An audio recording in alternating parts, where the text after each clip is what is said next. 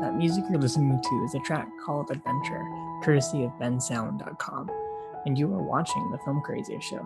I'm Daniel, and on this episode I was able to speak with some of the people involved with the new documentary Bastard's Road, which is about the story of Marine veteran Jon Hancock, who walked 5,800 miles around the United States as he uses the solitude of the road in company of his fellow Marine brothers and families of their fallen to successfully manage his wounds from war.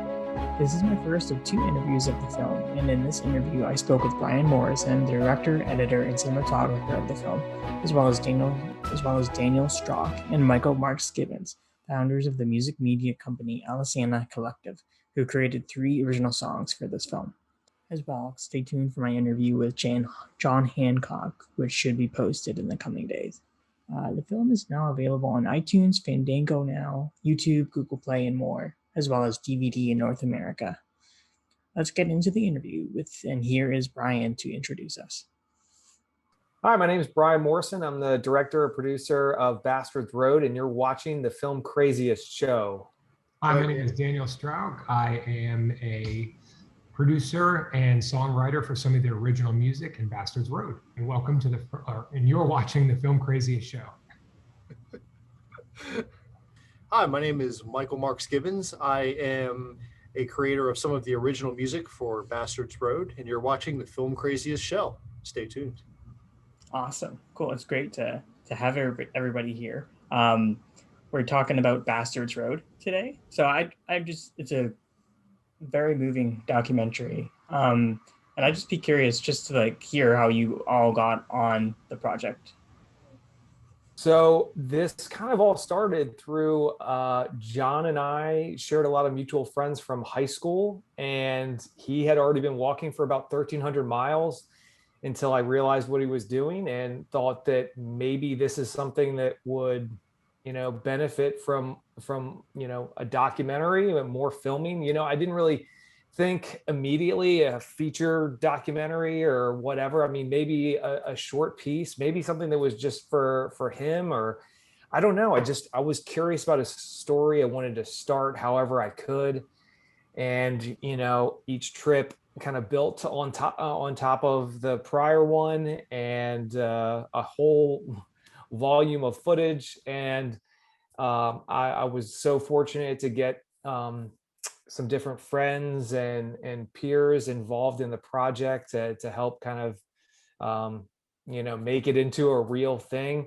Dan and Mike were involved towards the later ends with the original music, and that particularly really I think elevated the film to a place that it just couldn't otherwise. I had kind of communicated with them how the documentary was evolving and telling them a little bit about Jon, and them kind of running with that background to actually write original music was incredible, and an experience in this in the process that I had no idea how invaluable and how rewarding it would be. Yeah, I can jump in there as well, Daniel, and kind of talk about how Mike and I got involved. Besides what Brian said, we actually have a relationship that goes back over a decade in terms of different aspects of media production. And so we've been close friends and at each other's throats for a very long time. Oh, yeah. In the best and worst of ways, which is everything you could ask for in creatives. And when Brian gave us a call and was like, hey, I have some temp music that I want to replace with original music. Good luck beating these tracks. We took that as a unique challenge, but also one that we were really prepared for. I'll let Mike speak on this, but Mike's 18 years of service in the Army and the National Guard, and both of us having toured together and been in the music industry for 2+ decades, we had a network and we had an understanding of really the project and the depth of it. And, we knew a little bit about Jon too, because Mike had provided some military consultation. So really for us at the end of the day, we were just able to get into a room and create organically without having to overthink anything. And I think because of that, it was one of the more seamless production sessions we've ever had for all the music we created, just because it flowed and it worked and it was fun. You know, luckily for us, Brian didn't have too much negative feedback on the back end of that. So I really do think it was a really unique experience energy-wise. Like it just, it was a really fun process to be a part of. Mike, I don't know if you want to add to that. I think you stole all the thunder on that one, but I'd just like to add that I think, Brian, you began filming this in 2016, so it's been a really long time. And when I first heard about the film, I was kind of pestering him, hey, man, how can I help out? How can I help out? And, you know, so I did act as kind of a consultant. So by the time that, you know, Brian approached Dan and I for, you know, this music and was like, let's have some sessions in studio, it was a no-brainer. And, you know, the fact that this film has been able to go on and touch so many lives of veterans and people attached to the community has really been a surreal experience. It has been the most rewarding thing that I've ever been a part of from a media standpoint, and, you know, couldn't be thankful enough for this project. Cool. Now, like Mike, with yourself being an Army veteran, was this like one of your more personal projects that you've worked on within your music? Right. So this was a like the ultimate passion project for me. So much so, basically, Dan, Brian, and I have known each other, as he said, for a really long time. And, you know, as life goes, we kind of drifted off separate ways. But when, you know, Brian reached out over this film, it brought basically the three of us back together. And it was such a passion project, and we connected so strongly over this that, like, Dan and I have gone on to found our own media company because of the foundations that this provided. And being able to travel to some of the different film festivals that the film's been a part of, for instance, Santa Barbara International Film Festival, and sitting with family members from, you know, with people that are in the film or attached to the film in some sort of way, and crying with them and hugging it out and healing with them was, I don't think it gets any better than that from a creator's or creative standpoint. Daniel, just a little context. So I was essentially directing music videos for these two guys and their band Aliceanna, which was a great, was making great music years ago, and is now the name of their media company. And so in that was kind of my background. You know, I did more short form work. I'd never kind of touched any documentary long form thing before. It was a transition for me, and maybe you would look and kind of see maybe some of the imagery there. It's not typical doc style. I really didn't know how to do that per se. I would think of things a little differently, and it was a struggle not to make the whole thing a big montage at moments, but it was definitely a test of learning on the fly. Okay, that's interesting though, that your expertise is in music videos, because I love the little montages with your guys' original music. So what was that collaborating together just to create those little scenes? So, you know, a lot of those sequences were kind of built with temp music, which as a musician, a filmmaker, or any like video producer or client that's coming to you, be like, okay, here's what I have, here's the temp music, try and replace it. I mean, that is like, that is not the best scenario in conditions to work under. You know, I had like stuff from the National in there that was just really great stuff. And like, as a musician, is like, how can you ever top a classic track like that? But, you know, I'd actually used that temp music for so long, and I had an understanding that some of those sequences would change and evolve a little bit depending on if the music needed to change. I was just more interested on, hey, here's what the tone, this was kind of what I was feeling in this moment. You know, not that we necessarily have to match, but it was kind of more conversations of like, how do you guys feel about where I think Jon's mindset is at this specific time? So it wasn't as much match what's there. It was, let's talk about what's happening and how are you guys responding to that? Yeah. Yeah, I think from a creative standpoint, getting into like, there are so many, I've been a part of probably thousands of sessions, I don't know. And every one of them is different. But this one had an end goal of filling somebody else's needs based on what they had heard previously. So a lot of times when you get involved in a session like that, you can have a myriad of changes. There's so many different things that can happen that can actually really change the energy or direction of even the project itself. But I think that the reason this all came out so seamlessly was we were ready for it. And I know I said that before, but like that is really, really, really important when it comes to getting creative, because the number one thing I think is invaluable to creative is the organization of everything else, so you can get creative in your thoughts. And if you're thinking about all the stuff you haven't done to get ready for something you're about to do, you'll never get in the zone to create the right piece of material. Or at least that's my experience, right? So being able to, we were prepared, and having that, we could just explore and get creative without kind of this, I don't want to say cloud, but creative restriction hanging over our head. And, I tend to think that that's why those sessions went as well as they did. So yeah, that's my 2 cents on it. Okay, cool. Did also, just to clarify, how many original songs were there? Were there only 2? So there's 5 total. We wrote 3 of them. Okay. Yeah. Because I noticed Moses, and then I noticed the one that went like, here's my notes here. Carry Me Through These Lonely Days. Oh yeah.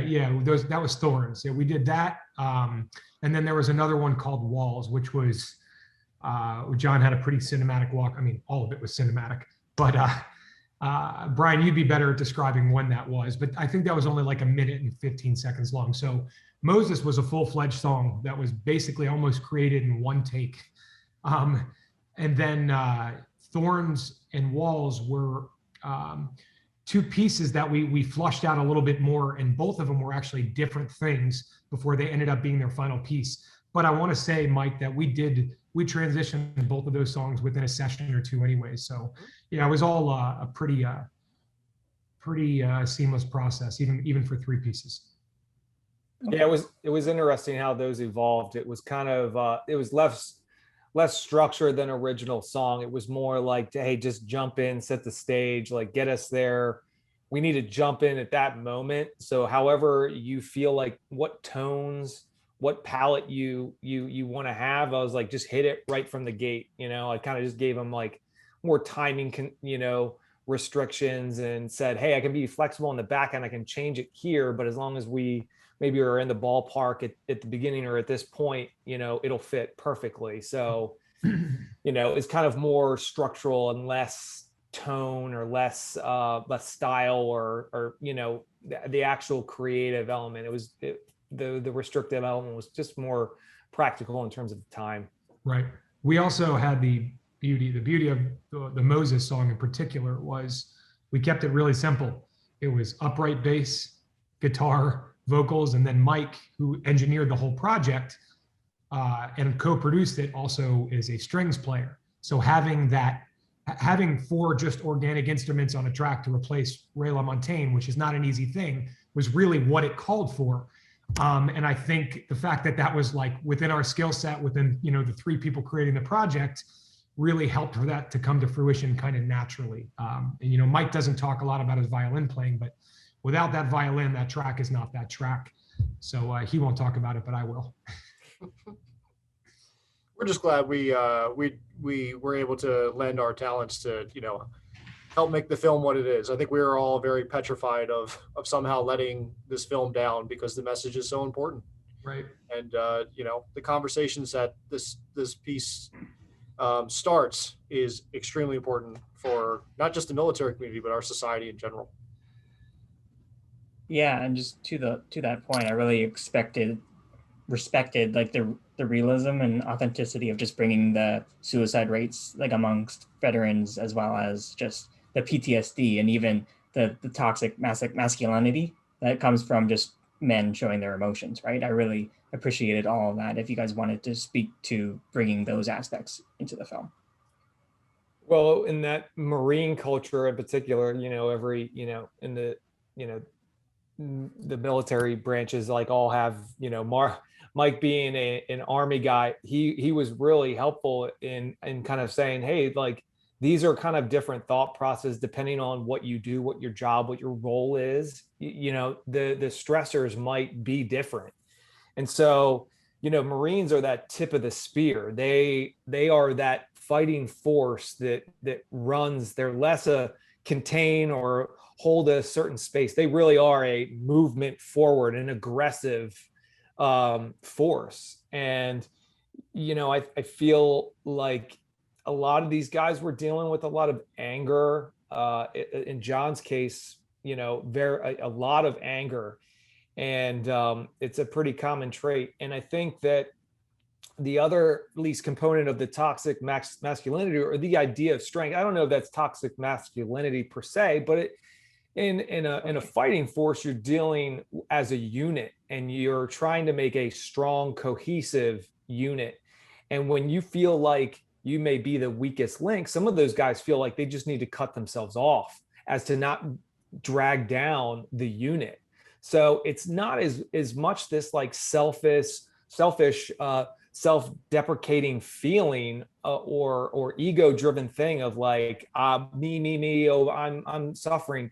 It's just this sense of holding other people back and holding other people down, which is a really vicious trap and terrible thought process that some of these guys get wrapped up into. And I think Jon is and some of the other guys are perfect vessels to communicate how that thought process happens and what are the things in real life in their community that fight against that. It's reaching out and being there for each other, feeling like you got to reach out, but it's like fighting those isolationist like thoughts and those protective elements that kind of all feed into some form of PTSD of insulating yourself, protecting yourself. And when you lose that super tight-knit support network that they experience in combat overseas, I mean, that's traumatic in itself, like losing that bond, losing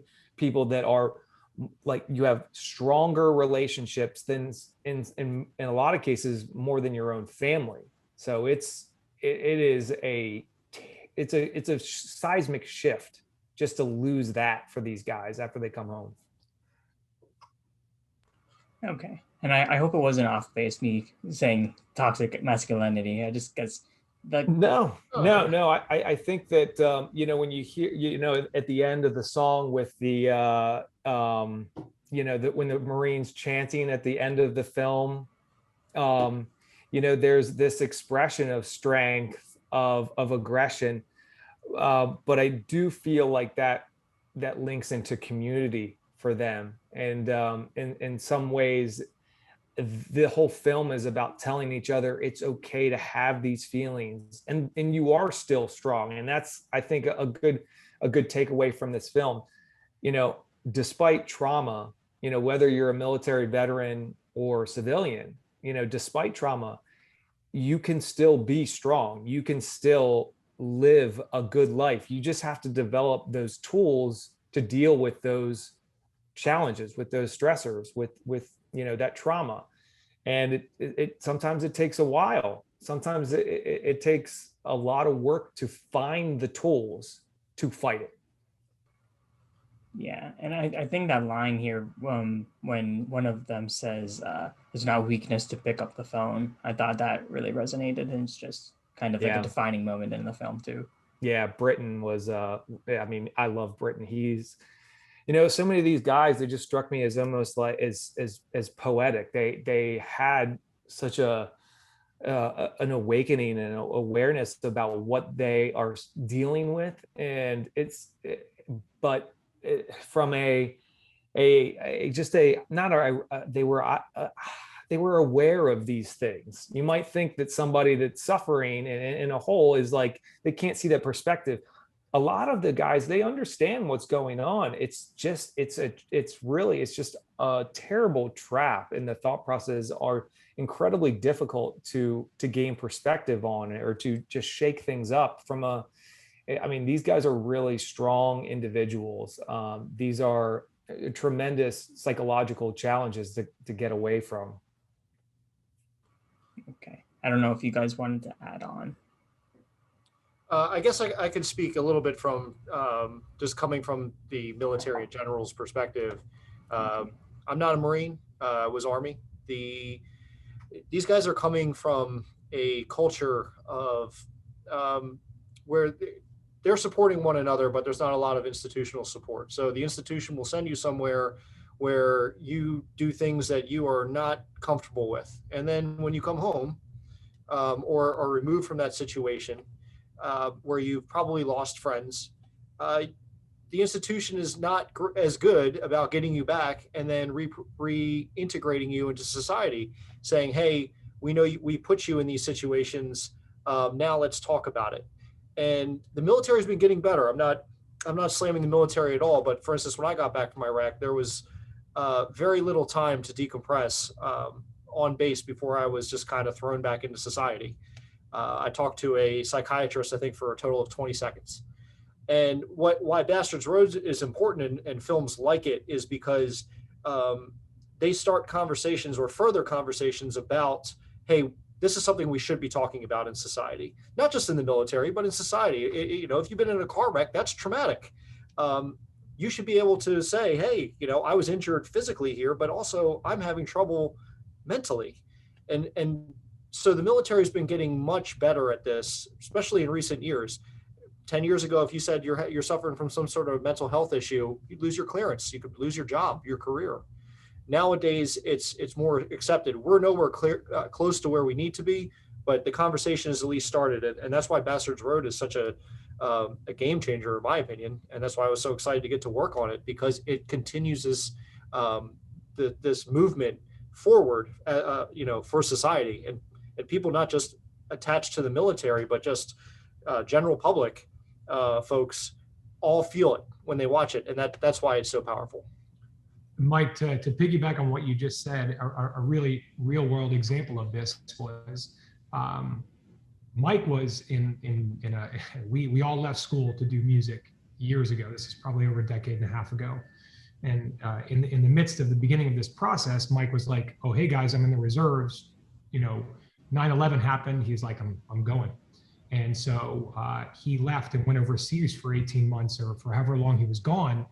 And when he came back, we were still really at the beginning of our musical career as touring artists. And I was stoked for Mike to get back. I couldn't wait. I couldn't wait to reacclimate and just continue the dream that we were building. And Mike came down for a month and then went back home. And I as a civilian, and the reason this is important, I had no idea how to process Mike coming back and being like, hey man, I'm not ready. I didn't even understand that, because there are so many communication barriers that didn't allow me to even potentially try to process Mike and what he had gone through, or the fact that he wasn't even able to talk to anybody about it. So now reliving this experience a decade and a half later, even as a civilian, and understanding how to have conversations and where communication needs to come from was truly invaluable. And I wish I had possessed that, 15 years ago, because I would have been able to better communicate to Mike how empathetic I was and how supportive I was. At that time, I was just like, damn, dude, you're not going to come back and join the band that you've been dreaming of playing in. And I don't understand. And that's where the conversation stopped. And it wasn't Mike's responsibility to continue that. It was the education that we were not provided at that time. And it's exciting to see that come to fruition a little bit more. So just to provide some context. Okay. And yeah, it's like everything you're saying. Thank you for sharing that. And it's great that the conversation is going now, right? Yeah, absolutely. Cool. Now, I imagine you guys are a bit more behind the scenes. So were you able to, at least Mike and Daniel, were you guys able to meet any of the subjects in the film? So my favorite part of this whole process, so we get asked what's your favorite part of the documentary? Well, it's really outside of the documentary, was traveling to Santa Barbara International Film Festival and meeting these guys for the first time. And there was a handful of them there and their families. And we saw the film, and it was a very emotional experience. And then we got to have a night where we hung out with them, and hearing the stories and the behind the scenes, if you will, from the documentary, the beach party scene and what was really going on there, and that you didn't see on film, and was just it was really humbling. And I had never hung out with a bunch of Marines before either. And as an Army guy, of course, I was destroyed for, a good 6 hours, but I won't trade that memory for anything in the world. Okay, that's awesome. Dan, were you able to experience that too? Yeah. Oh my God. The being at that festival in specific, because we were also able to go to Slam Dance and Sundance in Park City. This was all right prior to COVID. So thank God we had these experiences because they impacted our lives so much. But being able to sit in a theater and cry with hundreds of people who you didn't know, who all had different reasons for processing their own trauma through this film. I don't know how to explain that. It was like, it literally gives me chills thinking about it now, because that's what I think that's what people need to experience to understand each other better. And it's less about having to even have the conversation. It's about experiencing it so you understand each other's conversations more, right? All of a sudden I felt an immediate connection to everybody in that room. And I didn't know what any of them had processed or been through. I just know that we all suffer from different traumas.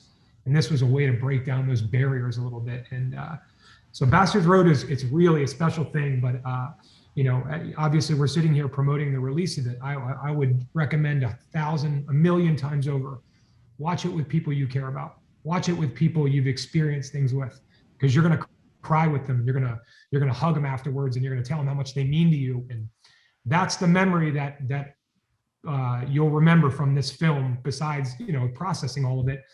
That'll allow you to have more comfortable conversations. So that would be my, my biggest plug for this is watch it with people you care about and have conversations. Right. Okay. Yeah, and I'll just share my experience. Like I'm in Canada, but I was still it's universal, right? But I was still able to emphasize, and I was crying with you, even though I was watching it however long later, right? Right. Yeah. Yeah. I wanted to ask I think this is going to be my last one. I just wanted to ask about the cinematography and just how many days you were actually with Jon filming, Brian. So I made about 7 trips out there, about once a month when I learned about Jon's walk until he finished. It was typical about 3 to 4 days. I had a couple trips that were almost 2 weeks, and some were as short as 2 days. And I shot kind of it was kind of 50-50 between a small DSLR and then a red cinema camera that I kind of had available to bring out for kind of choice moments. And then the drone, when Jon was walking through some pretty crazy landscapes, or, you put the camera up 100, 200, 500 feet, and you just see that there's just nothing around this guy. And it really was that way. So I tried my best to, be a fly on the wall with those handheld cameras to become invisible, so that I didn't really get in the way, and I didn't, impose on some of these very intimate and personal, important reunions. But also I wanted to really record cinematically, the drama that was going on with Jon as he's waging psychological warfare upon himself on the road.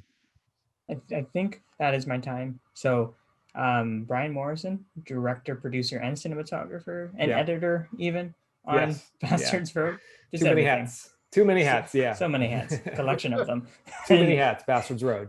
And Daniel Strauch. Strauch, I love it. You got it. Daniel Strauch and Mike Marx-Gibbons, of Aliceanna Collective. That's us. Okay, cool. So thank you all for chatting with me on the Filmcraziest show about Bastards Road, and I appreciate you sharing the story and making the film. Thank you, Daniel. Yeah, thanks for having us. Appreciate it. Thank you. Going to